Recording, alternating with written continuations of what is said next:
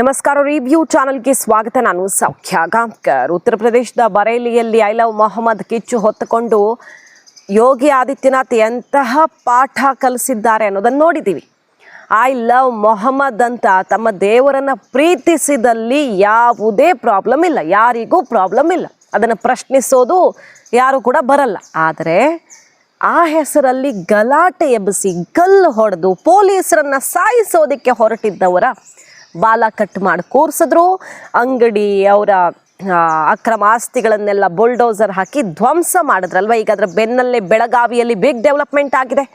ಕರ್ನಾಟಕದಲ್ಲಿ ಮೊನ್ನೆಯಷ್ಟೇ ಗಣೇಶ ಉತ್ಸವದ ಸಮಯದಲ್ಲಿ ಮದ್ದೂರು ಗಲಾಟೆ ಇಡೀ ರಾಜ್ಯವನ್ನು ಸಿಡಿದೇಳೋ ರೀತಿಯಲ್ಲಿ ಮಾಡಿತ್ತು.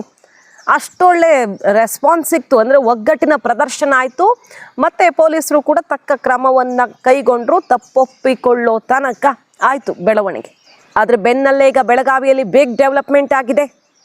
ಯಾರೂ ಅಲ್ಲಿ ಊಹೆ ಮಾಡಿರಲಿಲ್ಲ ಇಂಥದ್ದೊಂದು ಘಟನೆಯಾಗತ್ತೆ ಅಂತ. ಉತ್ತರ ಪ್ರದೇಶದಲ್ಲಿ ಏನಾಯ್ತಲ್ಲ ಬರೇಲಿಲಿ, ಅದನ್ನು ಮೀರಿಸೋ ಡೆವಲಪ್ಮೆಂಟ್ ಅಂದರೂ ತಪ್ಪಿಲ್ಲ. ಇಲ್ಲೂ ಕೂಡ ದೊಡ್ಡ ಮಟ್ಟದಲ್ಲೇ ಬೆಳವಣಿಗೆ ಆಗಿರೋದು. ಈಗ ಖಡಕ್ ಗಲ್ಲಿಯಲ್ಲಿ ನಡೆದಿರುವ ಘಟನೆ, ಅನ್ಯ ಕೋಮಿನ ಯುವಕರು ಕಲ್ಲು ತೂರಾಟ ಮಾಡಿದ್ದಾರೆ. ಉರುಸ್ ಮೆರವಣಿಗೆಯಲ್ಲಿ ಐ ಲವ್ ಮೊಹಮ್ಮದ್ ಘೋಷಣೆ ಕೂಗಿದ್ದಾರೆ. ಅಷ್ಟಕ್ಕೆ ಸೀಮಿತವಾಗಿಲ್ಲ, ಕಲ್ಲು ತೂರಾಟ ಆಗತ್ತೆ. ಯಾಕೆ ಕಲ್ಲು ತೂರಾಟ ಆಯಿತು? ಅಲ್ಲಿದೆ ನೋಡಿ ಪಾಯಿಂಟ್. ಮಾಬು ಸುಬಾನಿ ದರ್ಗದ ಉರುಸ್ ವೇಳೆ ಘೋಷಣೆ ಕೂಗಿದ್ದಾರೆ.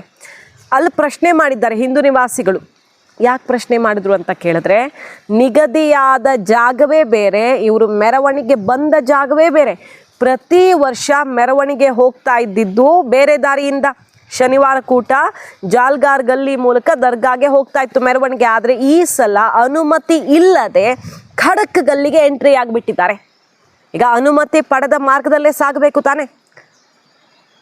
ಮದ್ದೂರಲ್ಲಿ ಅನುಮತಿ ಪಡೆದ ದಾರಿಯಲ್ಲಿ ಸಾಗಿದ್ರೂ ದೊಡ್ಡ ಗಲಾಟೆ ಆಗಿ ಗಣೇಶನ ಮೇಲೆ ಅಂದರೆ ಗಣೇಶ ಉತ್ಸವದ ಸಮಯದಲ್ಲಿ ಕಲ್ಲು ತೂರಾಟ ಆಯಿತು. ಆದರೆ ಇಲ್ಲಾಗಿರೋದೇನೆಂದರೆ, ಪ್ರತಿ ವರ್ಷ ಸಾಗೋ ದಾರಿ ಬಿಟ್ಟು ಅನುಮತಿ ಇಲ್ಲದ ದಾರಿಯಲ್ಲಿ ಸಾಗಿದ್ದಾರೆ ಅನ್ನೋದು ಈಗ ಆಕ್ರೋಶಕ್ಕೆ ಕಾರಣ ಆಗಿರೋದು ದೂರು ಕೊಟ್ಟಿದ್ದಾರೆ ಈಗ ಅಲ್ಲಿ ಸ್ಥಳೀಯ ನಿವಾಸಿಗಳು. ಅದಕ್ಕಿಂತ ಮುಂಚೆ ಏನಾಯ್ತು, ಅಲ್ಲಿ ಇನ್ಸಿಡೆಂಟು ಪ್ರಶ್ನೆ ಮಾಡಿದ್ದಾರೆ.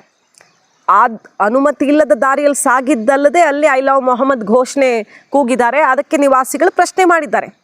ಪ್ರಶ್ನೆ ಮಾಡಿದವ್ರ ಮೇಲೆ ಕಲ್ಲು ತೂರಾಟ ಆಗಿದೆ ಅನ್ನೋದು ಅಲ್ಲಿ ಸ್ಥಳೀಯರು ಈಗ ರೊಚ್ಚಿಗೇಳೋದಕ್ಕೆ ಕಾರಣ ಆಗಿದ್ದಾರೆ. ಅಲ್ಲೇ ಯಾರು ಹಿಂದೂ ನಿವಾಸಿಗಳಲ್ಲಿ ಪ್ರಶ್ನೆ ಕೇಳಿದ್ದಾರೋ ಅವ್ರ ಮೇಲೆ ಕಲ್ಲು ಹೊಡೆದಿದ್ದಾರೆ. ಸೊ ಮೆರವಣಿಗೆ ವೇಳೆ ಎಲ್ಲೆಡೆ ಐ ಲವ್ ಮೊಹಮ್ಮದ್ ಘೋಷಣೆ ಮೊಳಗಿದೆ, ಪೋಸ್ಟರ್ಗಳು ರಾರಾಜಿಸಿವೆ. ಯಾವಾಗಲೂ ಬಾರದ ಮೆರವಣಿಗೆ ಈಗ ಯಾಕೆ ಬಂದಿದೆ ನಮ್ಮ ಏರಿಯಾಗೆ ಅಂತ ಪ್ರಶ್ನೆ ಕೇಳಿದ್ದೇ ತಪ್ಪಾಯಿತು, ನಮ್ಮ ಮೇಲೆ ಕಲ್ಲು ಹೊಡೆದಿದ್ದಾರೆ ಅಂತ ಈಗ ಅಲ್ಲಿನ ಸ್ಥಳೀಯರು ಆಕ್ರೋಶ ವ್ಯಕ್ತಪಡಿಸ್ತಾ ಇರೋದು. ಗೂಂಡಾವರ್ತನೆ ಪ್ರದರ್ಶನ ಮಾಡಿದ್ದಾರೆ, ತಲ್ವಾರ್ ಹಿಡಿದು. ಇವರು ದೇವರ ಉತ್ಸವಕ್ಕೆ ಹೋದವರು. ದೇವರ ಉತ್ಸವ ಒಂದು ನಿಗದಿಪಡಿಸಿದ ದಾರಿಯಲ್ಲಿ ಹೋಗಬೇಕಿತ್ತು, ಅಲ್ಲಿ ನಿಯಮ ಉಲ್ಲಂಘನೆ ಮಾಡಿದ್ರು ಪರ್ಮಿಷನ್ ಇಲ್ಲದ ಕಡೆ. ಇನ್ನೊಂದು ಕಡೆ ತಲ್ವಾರ್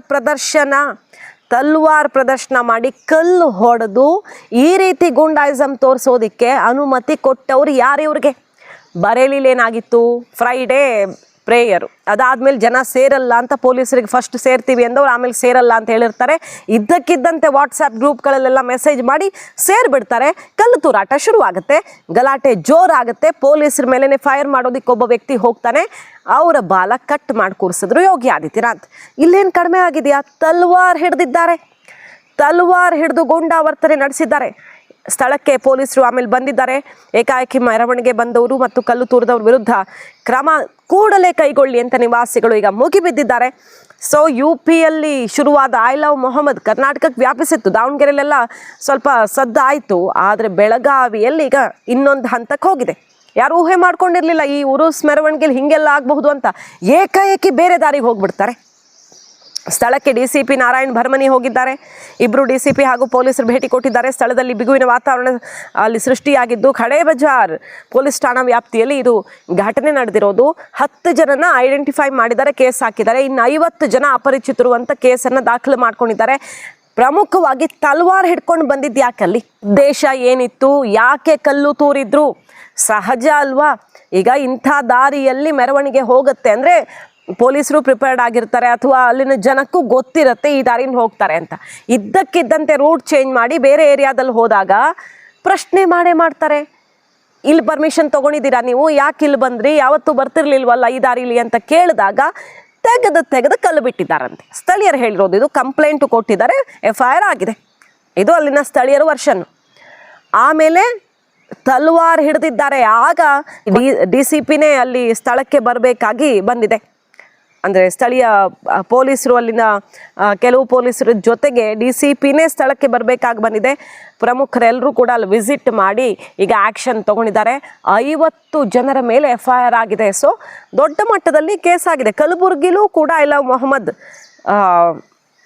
ಕೂಗು ಮೊಳಗಿರೋದು.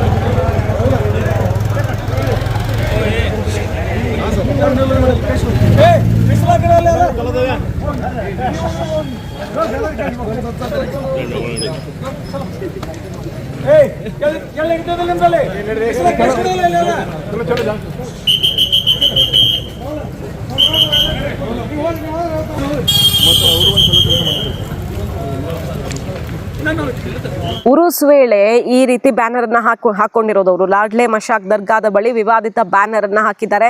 ಪೊಲೀಸರಿಗೆ ಗೊತ್ತಾಗ್ತಾ ಇದ್ದ ಹಾಗೆ ಅದನ್ನ ಹೋಗಿ ತೆರವು ಮಾಡಿದ್ದಾರೆ. UP ಬಳಿಕ ಕಲಬುರಗಿಯಲ್ಲಿ, ಬೆಳಗಾವಿಯಲ್ಲಿ ಕಿಚ್ಚು ಜಾಸ್ತಿ ಆಗಿದೆ. ಬೆಳಗಾವಿಯಲ್ಲಿ ದೊಡ್ಡ ಮಟ್ಟದಲ್ಲೇ ನಡೆದು ಹೋಗಿದೆ. ಸೊ ಈಗ ಯಾವ ರೀತಿ ಆ್ಯಕ್ಷನ್ ತಗೊಳ್ತಾರೆ ಪೊಲೀಸರು ನೋಡಬೇಕು. UPಯ ಬೆಳವಣಿಗೆಯನ್ನು ಒಂದು ಕಡೆ ನಾವು ನೋಡಿದ್ದೀವಿ.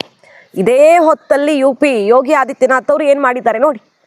ಅವರು ಹೇಳಿದ್ರು, ಪ್ರತಿಜ್ಞೆ ಮಾಡಿದ್ರು, ಏನು ಮಾಡ್ತೀನಿ, ಯಾರ ಆಡಳಿತ ಇದೆ ಅಂತ ಮೌಲಾನಾಗ ಮರ್ತೋಗಿದೆ ಅನ್ಸತ್ತೆ ಅಂತ ಆತನ, ಅಂದರೆ ಈ ಐ ಲವ್ ಮೊಹಮ್ಮದ್ ಶುರು ಮಾಡಿದ್ದ ಆತ ತಾಖೀರ್ ರಾಜಾ, ಆತನನ್ನು ಅರೆಸ್ಟ್ ಮಾಡಿದ್ದಾಯಿತು. ಆತನ ಅಕ್ರಮ ಆಸ್ತಿ ಪಾಸ್ತಿ, ಆತನ ಬಲಗೈ ಬಂಟರ 78-80 ಅಂಗಡಿಗಳು ಎಲ್ಲ ಉಡೀಸ್ ಬುಲ್ಡೋಸರ್ ಬಂತು, ನೆಲ ಸಮ. ಇಲ್ಲಿ ಪೊಲೀಸರು ಆ್ಯಕ್ಷನ್ ತಗೊಳ್ತಿದ್ದಾರೆ. ಮುಂದಿನ ಬೆಳವಣಿಗೆ ನೋಡೋಣ. UPಯಲ್ಲೂ ಡೆವಲಪ್ಮೆಂಟ್ಸ್ ಆಗ್ತಿದ್ದಾವೆ. ಐ ಲವ್ ಮೊಹಮ್ಮದ್ಗೆ ಸಂಬಂಧಪಟ್ಟಂತೆ ಯೋಗಿ ಆದಿತ್ಯನಾಥ್ ಅವರು ಮಾತು ಕೇಳಿಸ್ಕೊಳ್ಳಿ ಒಂದ್ಸಲ. ಅವ್ರು ಹೇಳ್ತಾ ಇದ್ದಾರೆ, ಈ ಜನರೇಷನ್ ಅಲ್ಲ ಈ ರೀತಿ ಅಶಾಂತಿ ಸೃಷ್ಟಿಸೋದು, ಕಾನೂನು ಸುವ್ಯವಸ್ಥೆಗೆ ಧಕ್ಕೆ ತರೋದು, ನಮ್ಮ ಹೆಣ್ಮಕ್ಳಿಗೆ ಸಂಬಂಧಪಟ್ಟಂತೆ ಏನಾದರೂ ಅವರ ಗೌರವಕ್ಕೆ ಚ್ಯುತಿ ತರುವಂತಹ ಬೆಳವಣಿಗೆಗಳು, ಸಮಾಜದ ಶಾಂತಿ ಕದಡುವ ಕೆಲಸ ಮಾಡಿದವ್ರಿಗೆ ಬರೀ ಜನರೇಷನ್ ಅಲ್ಲ, ನಿಮ್ಮ ಮುಂದಿನ ಜನರೇಷನ್ನು ಮರಿಬಾರ್ದು. ಅಂತಹ ಆ್ಯಕ್ಷನ್ ಆಗತ್ತೆ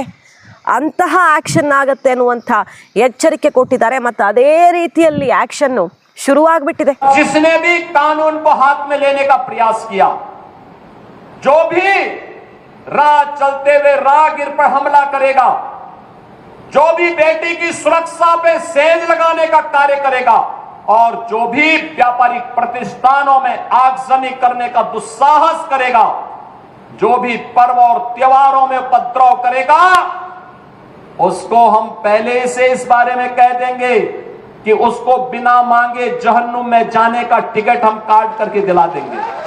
इतना पर्याप्त होगा उसके लिए. ये वही लोग हैं जिन्होंने उत्तर प्रदेश की भ्रष्ट सरकारों के साथ मिलकर के उत्तर प्रदेश के सामने पहचान का संकट खड़ा किया था. बहनों और भाइयों, अराजकता स्वीकार्य नहीं, कतई स्वीकार्य नहीं. हम सम्मान सबको देंगे, सुरक्षा सबको देंगे, लेकिन अगर किसी ने सुरक्षा के साथ खिलवाड़ करने का दुस्साहस किया, निर्दोष नागरिकों पर हमला किया, बेटी की सुरक्षा और व्यापारी के प्रतिष्ठानों में आगजनी करने का दुस्साहस किया, तो उसको ही नहीं, उसकी कई पीढ़ियों के सामने ऐसी कार्रवाई करेंगे कि उनके लिए एक नजीर बन जाएगा. लेकिन समाज को भी इसके लिए जागरूक होना पड़ेगा, समाज को भी इसके लिए इकट्ठा होना पड़ेगा. हम सब एकजुट होकर के कार्य करेंगे तो दुनिया की कोई ताकत आपका बाल बांका नहीं कर पाएगी.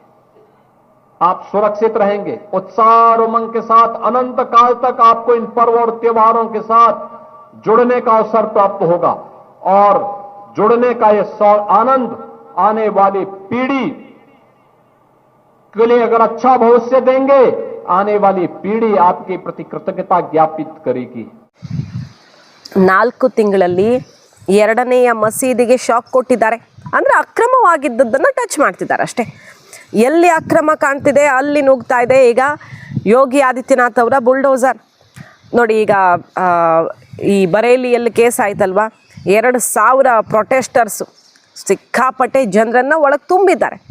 ಅದಾದಮೇಲೆ ಈಗ ಸಂಬಲ್ನಲ್ಲಿರುವಂಥ ಅಕ್ರಮ ಮಸೀದಿಯ ಈ ಮ್ಯಾರೇಜ್ ಹಾಲನ್ನು ತೆರವುಗೊಳಿಸಿದ್ದಾರೆ. ಇದೇ ರೀತಿಯಲ್ಲಿ ಹೋಗಿ ಬುಲ್ಡೋಸರ್ ತೊಗೊಂಡು ತೆರವುಗೊಳಿಸಿದ್ದಾರೆ. ಮತ್ತು ಮಸೀದಿಯನ್ನು ನಾವೇ ಹೊಡಿಬೇಕಾ, ನೀವು ಹೊಡ್ಕೊಳ್ತೀರಾ, ನಿಮಗೆ ಹೊಡ್ಕೊಳ್ಳೋದಕ್ಕೆ ಚಾನ್ಸ್ ಕೊಡ್ತಾ ಇದ್ದೀವಿ ಅಂತ ಡೆಡ್ಲೈನ್ ಕೊಟ್ಟಿದ್ದಾರೆ. ಅವರು ಹೈಕೋರ್ಟ್ಗೆ ಹೋಗಿದ್ದಾರೆ. ಸೊ ಈಗ 4 ತಿಂಗಳಲ್ಲಿ 2ನೆಯ ಮಸೀದಿಗೆ ಶಾಕ್ ಕೊಟ್ಟಿರೋದು ಯೋಗಿ ಆದಿತ್ಯನಾಥ್ ಅವರು. ಅಕ್ರಮವಾಗಿ ಎಲ್ಲೆಲ್ಲಿ ತಲೆ ಎತ್ತಿದೆಯೋ ಅದನ್ನು ಒಂದು ದಿನಾನೂ ಇರೋದಕ್ಕೆ ಬಿಡಲ್ಲ ಅಂತ ಅವರು ಪ್ರತಿಜ್ಞೆ ಮೊಳಗಿಸಿದ್ದಾರೆ. ಮತ್ತು ಯಾರು ಅಶಾಂತಿಯನ್ನು ಸೃಷ್ಟಿ ಮಾಡ್ತಾರೋ ಅವ್ರಿಗೆ ಇನ್ನು ಮುಂದೆ ಏನು ಕಾದಿದೆ ನೋಡಿ. ಜಿಹಾದಿ ಮನಸ್ಥಿತಿ ಅವ್ರಿಗೆ ನೇರವಾಗಿ ನರಕ ದರ್ಶನ ಮಾಡಿಸ್ತೀನಿ ಅಂತ ಗುಡುಗಿರೋದು ಯೋಗಿ ಆದಿತ್ಯನಾಥ್ ಅವರು.